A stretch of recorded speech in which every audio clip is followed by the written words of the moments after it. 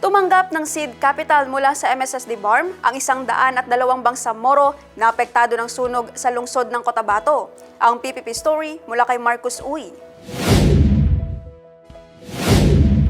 Bago tinanggap ng mga benepisyaryo ang tulong pinansyal, sumailalim muna sa Basic Financial Literacy Training ang mga ito sa People's Palace araw ng Martes, March 3, 2026. Dumaan din sa orientation ang mga beneficiaries hinggil sa overview ng BSK program, kabilang ang mga tamang paggamit ng puhunan at mga kahalagahan ng responsableng pamamahala ng pondo.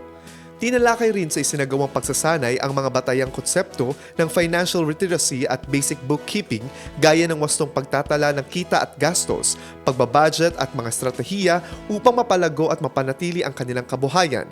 Matapos ang pagsasanay, tumanggap ang mga beneficiaries ng tig 15,000 seed capital bilang suporta sa muling pagbangon ng kanilang mga kabuhayan matapos ang sunog. Ang BSK program ay isa sa mga flagship program ng MSSD na naglalayong tulungan ng mga pamilya at komunidad na makabangon mula sa epekto ng sunog, masamang klima, kaguluhan at iba pang sakuna. Marcus Uy, iMinds, Philippines.